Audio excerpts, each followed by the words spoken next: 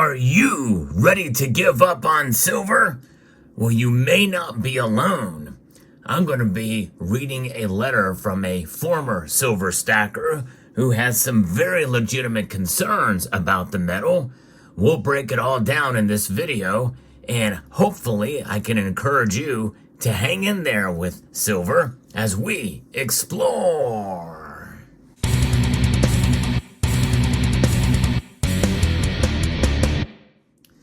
It's very easy to get discouraged when an asset doesn't perform like you think it should because of what you have been told by prognosticators, by social media influencers out there. And in fact, even this very channel, and from what I have said about silver, very well could have led you in the wrong direction. And so I'm here to set the record straight and to hopefully give you a little bit of encouragement as we go through this letter from about 9 months ago from somebody over at Wall Street Silver. It is a very well thought out letter that I think really puts it into perspective as to why people are getting frustrated. And rightfully so. It's very tough to argue some of the points that he makes here. But hopefully, in the end, we'll have a better understanding here. Hello, folks. I think I'm ready to give up. I have been stacking for 15 years and am now at a stage where I have broken even. A percent or two gain in 15 years, far from even covering the inflation. I will not even mention my gold miner stocks. So let's stop right there in the letter. So he has not broken even. In fact, in reality, he's lost. If he's been stacking for 15 years, that is before we saw the big spike in 2011. So he likely kind of saw what was coming with the financial crisis and was probably very, very happy when he saw silver hit to $50 an ounce or very near then. But nonetheless, if he's been stacking consistently through that time and has just now barely broken even from his dollar cost averaging in terms of the nominal price, he has lost, and he's lost pretty big because inflation from that period to now has been very dramatic, very high in terms of the inflation rate from 15 years ago to today. But let's continue. In the meantime, my friends have enjoyed 4 times returns on the most basic of investments like the S&P 500, 100 times on the TSLA, and 1,000 times on Bitcoin.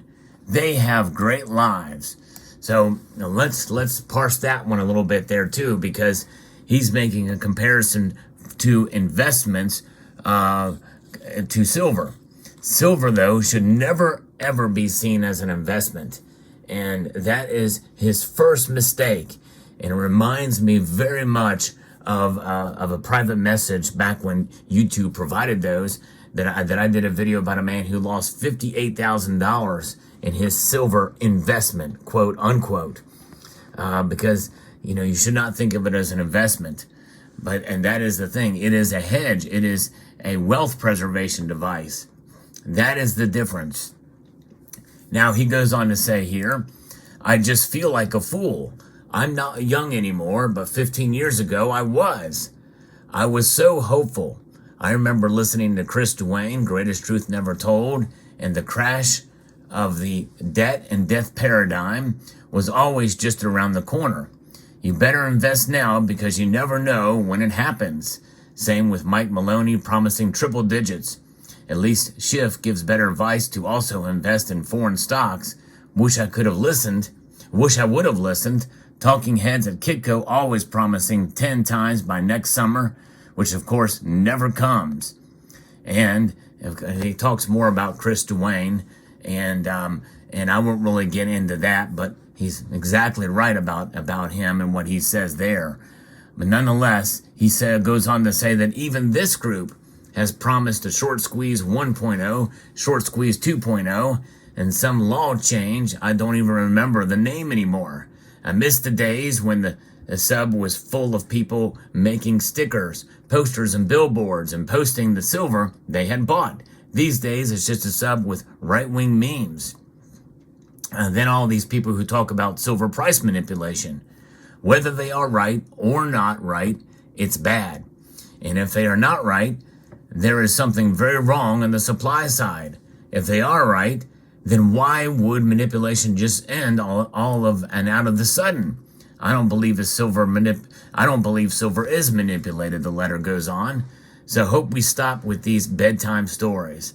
And, you know, I certainly understand what he's talking about. Manipulation is a very broad term. I've come to further define this as to what it means. I don't believe that manipulation is the be-all, end-all to silver prices, but I've talked about that, later or in other contexts and other videos. He goes on to say, please talk some sense into me. I'm thinking of selling all my silver and putting it, a third of it, into a couple of these different investment classes. And then I'll be back in this group in 10 years and we'll compare the results. But I will say, he's talking about that, the other prognosticators out there making promises about silver. And that's the first lesson here, folks, that you should take from this letter, is that no matter what you hear on this platform or on this channel, let alone the other social media platforms and other influencers out there, in the end, you have to look at silver's history of what it's done in terms of price to get a really better idea of it as a wealth preservation device. He doesn't go in to say what strategy he used to buy his silver. That's a very important question, because if he's been stacking for 15 years and has only broken even in terms of nominal price, he's done something very wrong. I think he's made a couple of bulk purchases at a time, maybe bought a whole bunch at much higher prices. I don't think he really truly practiced dollar cost averaging, because that method has proven itself. In fact, if you would have bought silver in 2023 on a consistent basis based off of your budget, in 2023, where silver did not keep up with inflation, not even nominally, you still would have preserved your wealth. Yeah, let that sink in, folks. There's a strategy to buying silver. And part of buying also means holding on to it, not letting go of the silver, and so that way you can really take full advantage of the dollar cost averaging that you have done. Let me put it to you another way. There's some silver, some of it, that you may even see here in this pile that I bought for a lot lower. And there's other pieces that I bought for a lot higher in price. In the end, I keep it all. And so if I have to sell, it can be a piece that I bought for a lot lower in price. And this is probably not the best method, but here, let's take, for instance, this piece here. I bought this piece, I think, in 2019 when silver price was sub $20. Right now, if I would have sold this piece, I would have come out probably ahead, literally ahead, even adjusted for inflation, considering the premiums, the lower premiums on it then compared to where the premiums have been recently. But, you have to do the math. You have to look at what prices you paid. A more extreme example would be a silver Libertad that I bought for $7 back in the late 90s or early 2000s. Well, some of these Libertads are going for well over $30 now. With a little bit of numismatic value to them, depending on the year and the like. But, there's different things to think about in terms of price discovery and value proposition. And that's just it. No one should tell you to go all in on any asset class, even something that's considered not an investment, but a hedge, because you just don't know what the future holds, how long it's going to be before silver goes to the moon or before there's an economic collapse. Even with things going on now, there's not a lot of people hopeful with what's going on in the economy, especially when we see the chefs at the Cook the Books Club continue to practice their culinary delights on the markets. But still, it doesn't necessarily mean it will translate into such a time where the silver price is going to reflect the realities of the economic situation we find ourselves in. Silver, since 15 years ago, has dramatically changed in terms of its perception in the marketplace. That is profound. And I think that if more people understand that silver has become so much more diverse in terms of its uses, which may seem like very good news for demand, but also means that it is very much dependent on economic health. if there's a bad economic health and we run into a recession, we stand a very good chance that silver's price could actually fall, given the inflationary environment we find ourselves in. Even notwithstanding that, the price of silver could fall in terms of dollars. And I think that's part of what we're seeing to some extent now. There's a push and pull on silver prices that natural market forces play a huge role in. And that is obviously flies in the face of those who believe that manipulation is the major driver for silver's price. It is not. I'm sorry, but that's just the case. It is not the major driver. And the quicker we come to understand that, the less frustrated we're going to be with silver. We're going to have realistic expectations of silver's price. I'm not saying that manipulation is not a force. It is. There's different levels of manipulation, as I mentioned earlier.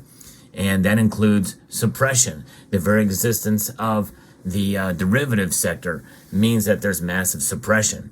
But that's not going away anytime soon. No way, shape, or form. Silver also is not going away anytime soon. It is an unchanging metal. I just recently posted a video that I'll link at the end screen here that I hope you will check out, because it is that is something that we need to understand, how unchanging silver is. It never changes in various different ways. In reality, even though we've seen the market perception change on silver, the metal has not. The fundamentals remain strong for the metal.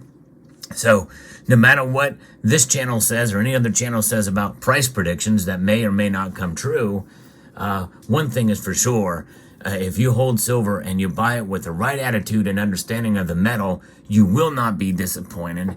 You will have diamond hands, and these diamond hands will form a fist, and that fist means that you're hanging on to your silver. I am more and more convinced that silver is a wealth preservation device and of the fundamentals of the metal that are unchanging, and I am more and more steadfast in holding on to the metal that I have. Yes, indeed, and I hope you will be too. I believe in silver, and I believe in it because it comes from God. It was created by God, mentioned hundreds of times in the Bible. It is money according to the Constitution, Article 1, Section 10. So hope this encourages you. Hope you found this video informative, insightful, and educational. Would like to extend a multitude of gratitude to you all for taking the time to watch, and to encourage you to please rate, share, comment, and subscribe.